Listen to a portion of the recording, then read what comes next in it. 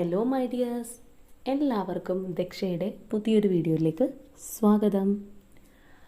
അപ്പോൾ ഇന്നത്തെ വീഡിയോയിൽ നമ്മൾ നോക്കാനായിട്ട് പോകുന്നത് നിങ്ങളുടെ പേഴ്സൻ്റെ ആ ഒരു ഡീപ്പർ ഫീലിങ്സാണ്. അത് നമ്മൾ ബേസ് ചെയ്യുന്നത് നാളെ എല്ലാവർക്കും അറിയാം ചൈത്രമാസത്തിലെ അമാവാസിയാണ്. അതുകൂടാതെ 2024 ആദ്യത്തെ സൂര്യഗ്രഹണമാണ്. അപ്പോൾ ഒരുപാട് പ്രത്യേകതകളുള്ളൊരു ദിവസമാണ്. അല്ലെങ്കിൽ തന്നെ അമാവാസി എന്ന് പറയുമ്പോൾ നമ്മൾ മനുഷ്യരെയും മൃഗങ്ങളെയും എല്ലാം ഒരുപോലെ എഫക്റ്റ് ചെയ്യുന്നൊരു കാര്യമാണ്. നമുക്ക് പലതരത്തിലുള്ളൊരു മൂഡ് സ്വിങ്സ് ഉണ്ടാവാം. അതേപോലെ തന്നെ പല കാര്യങ്ങളും നമ്മളെ ബാധിക്കാം, പല ചേഞ്ചസും വരാം. അപ്പോൾ ഈ ഒരു ടൈം കൂടി ആസ്പദമാക്കിയാണ് നമ്മളിവിടെ നോക്കുന്നത്. നിങ്ങളുടെ പേഴ്സണ് എങ്ങനെയുള്ളൊരു ഫീലിങ്സാണ് ഈ ഒരു സമയമുള്ളത്, അവരുടെ ഒരു കറൻറ്റ് സ്റ്റേറ്റസ് എങ്ങനെയാണ്, ഇതെല്ലാമാണ് നമ്മളിവിടെ ഇന്ന് നോക്കാനായിട്ട് പോകുന്നത്. അപ്പോൾ ഈ ഒരു സമയം നിങ്ങളുടെ വ്യക്തിയെ മനസ്സിലേക്ക് കൊണ്ടുവരിക. അവരെക്കുറിച്ചുള്ള കാര്യങ്ങൾ പോസിറ്റീവായി തിങ്ക് ചെയ്ത് റീഡിങ്ങുമായിട്ട് കണക്റ്റഡ് ആവാനായിട്ട് ശ്രമിക്കുക. അതുപോലെ തന്നെ ഇവിടെ വരുന്ന ക്ലൂസ്, എനർജീസ്, സിറ്റുവേഷൻസ് ഇതെല്ലാം നിങ്ങളുമായിട്ട് റെസനേറ്റ് ചെയ്യുന്നതാണെങ്കിൽ ഇതൊരു ഗൈഡൻസ് മെസ്സേജ് ആയിട്ട് എടുക്കുക. റെസനേറ്റ് ചെയ്യുന്നില്ല എന്നുണ്ടെങ്കിൽ ഒരിക്കലും ഫോഴ്സ്ഫുള്ളി റെസനേറ്റ് ചെയ്യിപ്പിക്കാതിരിക്കുക. അപ്പോൾ നമുക്ക് റീഡിങ്ങിലേക്ക് പോവാം. അപ്പോൾ ഇതാണ് നമുക്കിവിടെ കിട്ടിയിരിക്കുന്ന സ്പ്രെഡ്. അപ്പോൾ ഇതിൽ നമുക്ക് ലവേഴ്സ് ഒറാക്കിൾ എന്താണ് പറയുന്നത് എന്നുള്ളത് നോക്കാം. അപ്പോൾ ഇവിടെ വന്നിരിക്കുന്നത് ആ ഒരു പവർ എന്നുള്ള കാർഡാണ്. അതായത് you instinctively know what is right for you and you have the power to say no or to walk away at any time. അതായത് ഇവിടെ ഈ ഒരു കാർഡ് പറയുന്നത് നമുക്ക് എല്ലാവർക്കും സ്വയം അറിയാം എന്താണ് നമുക്ക് വേണ്ടത്, അല്ലാന്നുണ്ടെങ്കിൽ എന്താണ് നമുക്ക് ശരിയായിട്ട് തോന്നുന്നത്, നമുക്കത് സ്യൂട്ടാണോ എന്നുള്ളൊരു കാര്യം നമുക്ക് സ്വയം അറിയാനായിട്ട് സാധിക്കും. അപ്പോൾ അതുകൊണ്ട് തന്നെ നമുക്ക് വേണ്ടതാണെന്നുണ്ടെങ്കിൽ നമുക്കതിൽ സ്റ്റിക്ക് ഓൺ ചെയ്യാനും, വേണ്ടാത്തതാണ് അല്ലെങ്കിൽ അതെനിക്ക് ശരിയാവില്ല എന്നുള്ളൊരു ഇൻറ്റ്യൂഷൻ നമ്മളിൽ തന്നെ ഉണ്ടെന്നുണ്ടെങ്കിൽ അത് വേണ്ട എന്ന് വെച്ച് പിന്തിരിഞ്ഞ് നടക്കാനായിട്ട് അല്ലെങ്കിൽ അതിൽ നിന്ന് ലെറ്റ് ഗോ ചെയ്ത് പോരാനായിട്ട് നമുക്ക് കഴിയണം എന്നുള്ളതാണ്. ഇവിടെ നിങ്ങളുടെ പേഴ്സണെ സംബന്ധിച്ച് പറയുകയാണെന്നുണ്ടെങ്കിൽ ഏതൊക്കെയോ തരത്തിലുള്ള ഒരു ചട്ടക്കൂട്ടിനകത്താണ് ഈ ഒരു പേഴ്സൺ ഇപ്പോൾ ഉള്ളത്. അതായത് ചിലപ്പോൾ അത് ഒരു സൊസൈറ്റിയുടെ ബാരിയർ ആയിരിക്കാം, അല്ലാന്നുണ്ടെങ്കിൽ അവരുടെ ഫാമിലി വൈസ് ആയിരിക്കാം, കൾച്ചറിൻ്റെ ഭാഗമായിട്ടായിരിക്കും. അപ്പോൾ എങ്ങനെയാണെന്നുണ്ടെങ്കിലും ഒരു നിങ്ങൾക്ക് രണ്ടുപേർക്കും ഇടയിലായിട്ട് ഒരു ബൗണ്ടറി സെറ്റ് ചെയ്ത് നിൽക്കുന്ന ഒരവസ്ഥയിലാണ് ഈ ഒരു പേഴ്സൺ ഉള്ളത്. അതുപോലെ തന്നെ ഈ ഒരു ബാരിയർ ഭേദിക്കാനായിട്ട് അല്ലെങ്കിൽ ഈ ഒരു കോഡിനകത്ത് നിന്ന് പുറത്തേക്ക് കടക്കുന്നതിനായിട്ട് അവർ വിചാരിച്ചാൽ പോലും സാധ്യമല്ലാത്ത ഒരവസ്ഥയിലാണ് ആ വ്യക്തി ഉള്ളതെന്ന് വേണമെങ്കിൽ പറയാം. അപ്പോൾ നമ്മളിവിടെ ഈ ഒരു അമാവാസി കൂടി റിലേറ്റ് ചെയ്തിട്ടുള്ളൊരു ഫീലിംഗ് ആണ് നോക്കുന്നത്. അപ്പോൾ തീർച്ചയായിട്ടും പൗർണമി ആയാലും അമാവാസി ആയാലും അതിൻ്റെ എല്ലാം എഫക്ട്സ് എല്ലാ മനുഷ്യരിലും മൃഗങ്ങളിലും എല്ലാത്തിലും കാണും. അപ്പോൾ തീർച്ചയായിട്ടും ഓരോ വ്യക്തിയെ സംബന്ധിച്ചും ഓരോ തരത്തിലാണ് എനർജീസ് അബ്സോർബ് ചെയ്യുന്നത്. ഇവിടെ നമുക്ക് വന്നിരിക്കുന്ന ഈ ഒരു പേഴ്സൻ്റെ എനർജി എന്ന് പറയുമ്പോൾ വളരെയധികം മാനസിക സംഘർഷത്തിലൂടെ ഈ ഒരു വ്യക്തി കടന്നു പോകുന്നു. അല്ലാന്നുണ്ടെങ്കിൽ ഇപ്പോൾ അവരുടെ ആ ഒരു കറൻറ്റ് ഫീലിംഗ് അല്ലെങ്കിൽ ആ ഒരു ഇമോഷൻസ് വെച്ച് നോക്കുകയാണെന്നുണ്ടെങ്കിൽ അവരൊട്ടും ഹാപ്പിയല്ല, ഒരുപാട് വേദന അനുഭവിക്കുന്ന, അല്ലാന്നുണ്ടെങ്കിൽ ഉള്ളിൽ നല്ല രീതിയിൽ സ്ട്രെസ്സുള്ള തരത്തിലാണ് ഇവിടെ നിങ്ങളുടെ പേഴ്സണെ നമുക്ക് കാണാനായിട്ട് സാധിക്കുന്നത്. നമുക്കിവിടെ ഓൾറെഡി ആ ഒരു മൂൺ കാർഡും കിട്ടിയിട്ടുണ്ട്. അപ്പോൾ അതുപോലെ തന്നെ ആ മനസ്സ് അവരുടെ അത്രത്തോളം ഇമോഷണലി ഡള്ളായിട്ട്, അല്ലാന്നുണ്ടെങ്കിൽ ഒരു തെളിച്ചമില്ലാതെ, അമാവാസി എന്ന് പറയുമ്പോൾ ചന്ദ്രൻ മറഞ്ഞു പോവുകയാണ്, ചന്ദ്രൻ്റെ ആ ഒരു വെളിച്ചം നമുക്ക് കാണാനായിട്ട് സാധിക്കുന്നില്ല, ഇരുട്ടാണ്. അപ്പോൾ ആ ഒരു രീതിയിൽ തന്നെയാണ് ഇവരുടെ ഒരു മൈൻഡ് ഏകദേശം നമുക്ക് പറയാനായിട്ട് പറ്റുന്നത്. അതുപോലെ തന്നെ നിങ്ങളുടെ വ്യക്തി ചിലപ്പോൾ ഒരുപാട് റിച്ച് ആയിട്ടുള്ള ആളായിരിക്കാം, മെറ്റീരിയലിസ്റ്റിക് ആയിട്ടുള്ള കാര്യങ്ങളുള്ള വ്യക്തിയായിരിക്കാം. അതല്ലാന്നുണ്ടെങ്കിൽ ഇവർ ഏത് സിറ്റുവേഷനിലാണോ ഉള്ളത് അവിടെ കുറച്ച് സാമ്പത്തികമായിട്ട് നിലനിൽപ്പുള്ള അല്ലെങ്കിൽ കുറച്ച് മെച്ചമുള്ളൊരു സ്ഥലത്തായിരിക്കാം. പക്ഷേ എങ്ങനെയാണെന്നുണ്ടെങ്കിലും തീർച്ചയായിട്ടും ഇവരുടെ ഈ ഒരു സമൃദ്ധി, അല്ലാന്നുണ്ടെങ്കിൽ ആ ഒരു മെറ്റീരിയലിസ്റ്റിക് ആയിട്ടുള്ള അബണ്ടൻസ് ഉടനെ തന്നെ കൈവിട്ട് പോകും എന്നുള്ള രീതിയിലാണ് നമുക്കിവിടെ മനസ്സിലാവുന്നത്. അപ്പോൾ ഏതൊക്കെയോ തരത്തിലുള്ള ശക്തമായിട്ടുള്ള ഒരു തേർഡ് പാർട്ടി എനർജി അല്ലെങ്കിൽ തേർഡ് പാർട്ടി സിറ്റുവേഷനാണ് നിങ്ങളെ തമ്മിൽ അകറ്റിയിട്ടുള്ളത്. അത് ചിലപ്പോൾ സാമ്പത്തികമാകാം, അല്ലാന്നുണ്ടെങ്കിൽ വ്യക്തികളായിരിക്കാം, സിറ്റുവേഷൻസ് ആയിരിക്കാം. അപ്പോൾ ഏത് തരത്തിൽ നമ്മൾ നോക്കിക്കഴിഞ്ഞാലും ആ ഒരു തേർഡ് പാർട്ടി സിറ്റുവേഷനിൽ നിങ്ങളുടെ പേഴ്സൺ ഒട്ടും ഹാപ്പി അല്ല. അല്ലാന്നുണ്ടെങ്കിൽ തീർച്ചയായിട്ടും ആ ഒരു സിറ്റുവേഷൻ അല്ലെങ്കിൽ അവിടെയുള്ളത് വ്യക്തികളാണെന്നുണ്ടെങ്കിൽ അവരുടെ ഒരു തനി നിറം ഈ വ്യക്തി മനസ്സിലാക്കി തുടങ്ങിയിരിക്കുന്നു. അല്ലാന്നുണ്ടെങ്കിൽ ആ മനസ്സിലാക്കിയ കാര്യങ്ങൾ കൊണ്ട് ഈ പേഴ്സൺ വളരെയധികം അസ്വസ്ഥമായിട്ടിരിക്കുന്നു എന്ന് വേണമെങ്കിൽ നമുക്ക് പറയാം.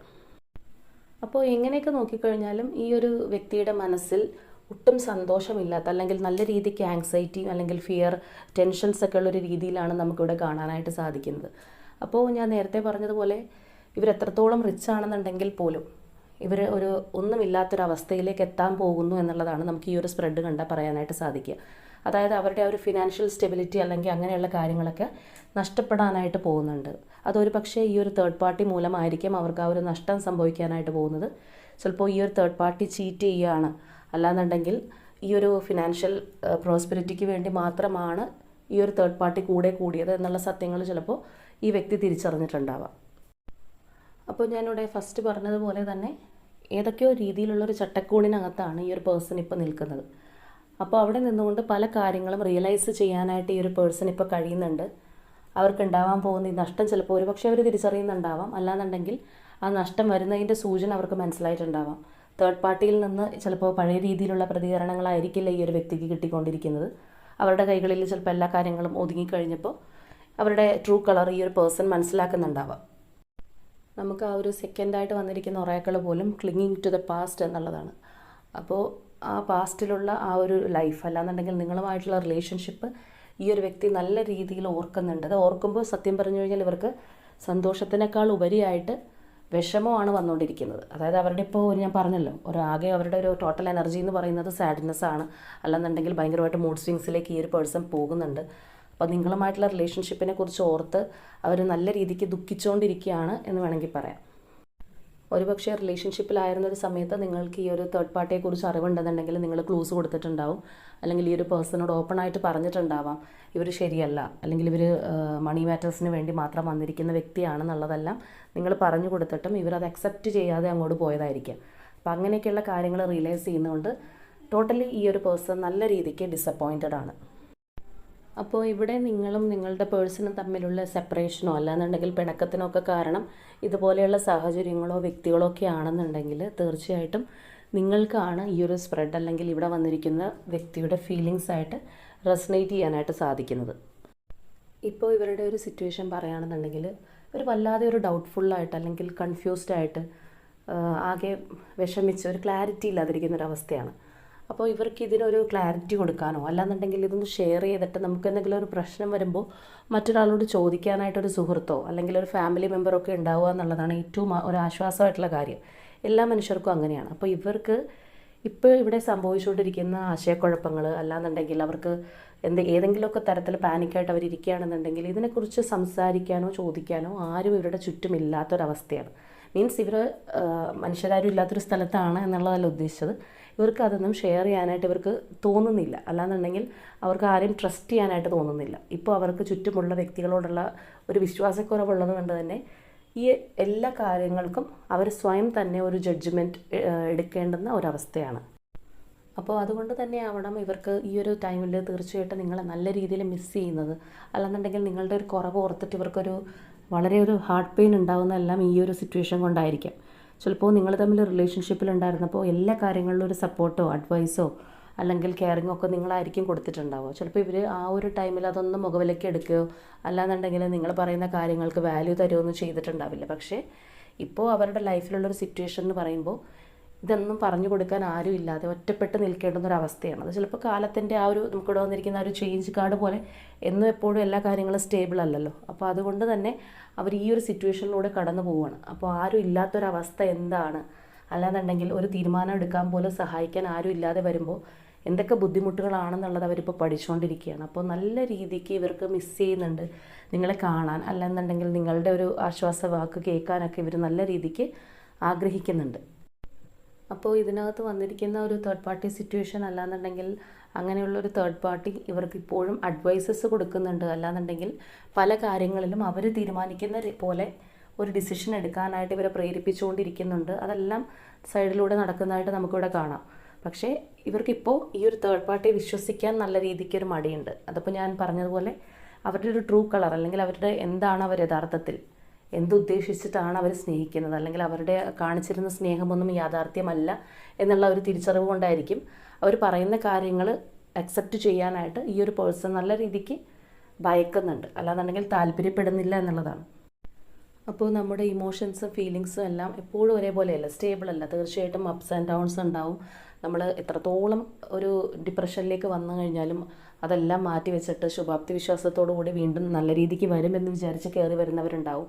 അപ്പോൾ നമുക്ക് കഷ്ടപ്പാടാണെങ്കിൽ പോലും ഒരു പോസിറ്റിവിറ്റി നമുക്കുണ്ടാവും. നമുക്ക് ആരും മോട്ടിവേറ്റ് ചെയ്യാനില്ലെങ്കിൽ പോലും നമ്മുടെ മൈൻഡ് കൊണ്ട് നമുക്കൊന്ന് കയറി വരാനായിട്ട് സാധിക്കും.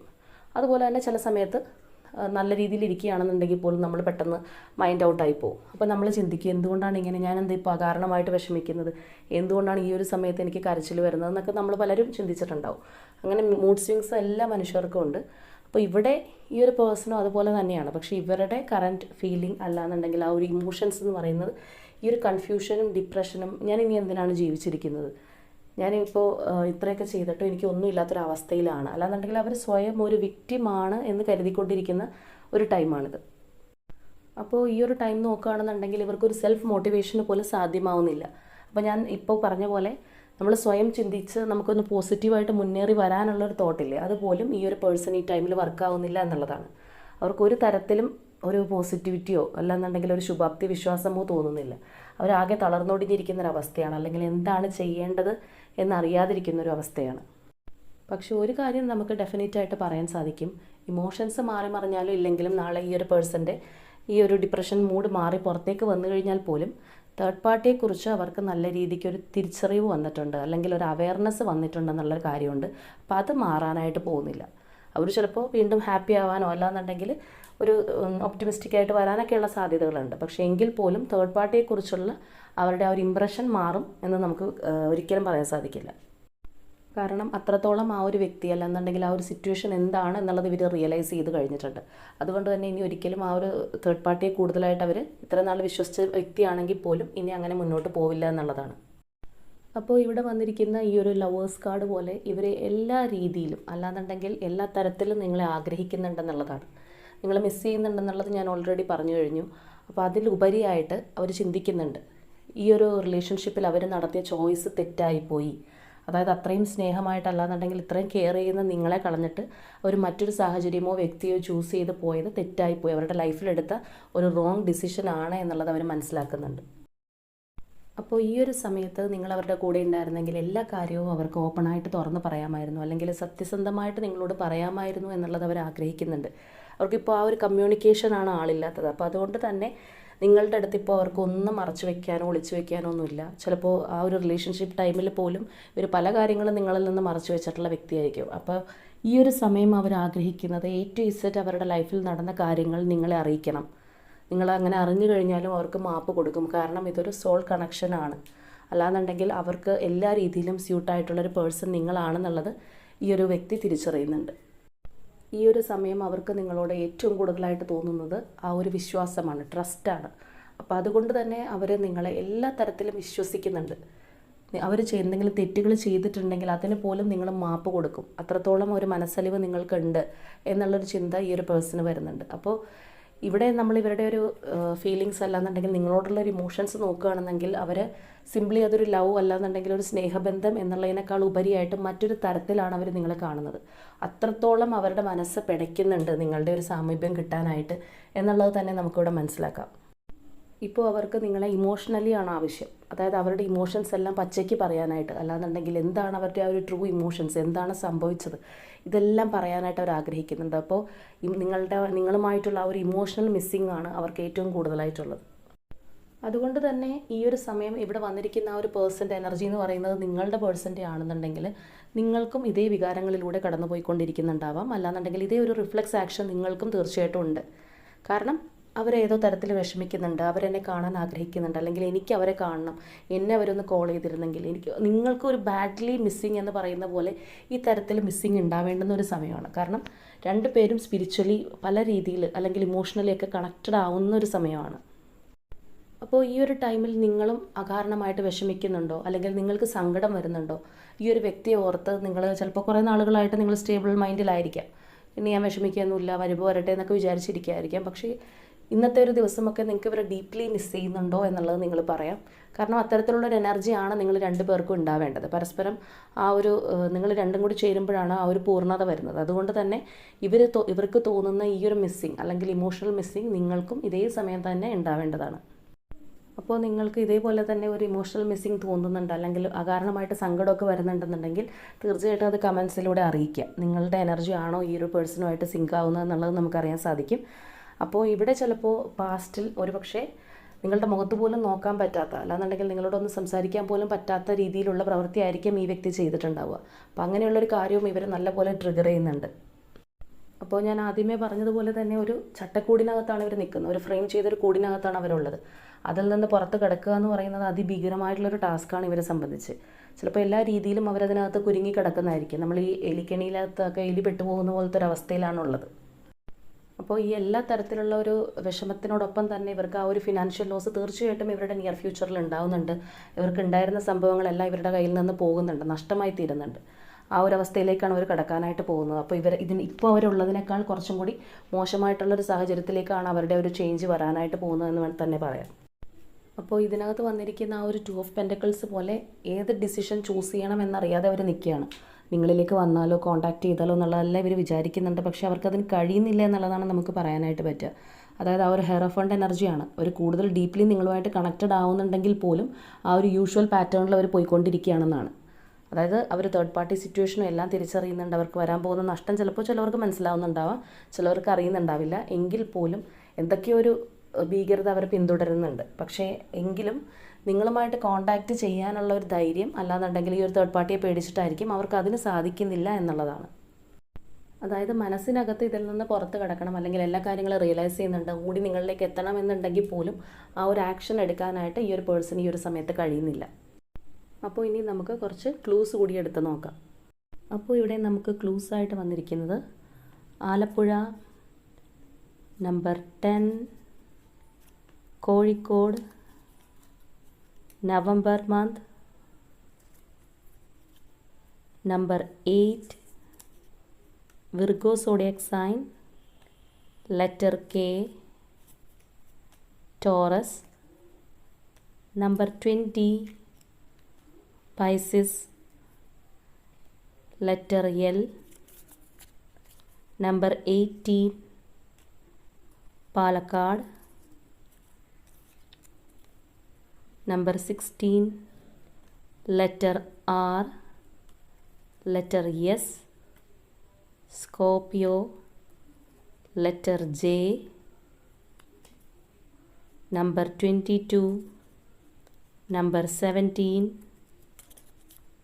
letter P, letter E, June month, Kollam, number 3,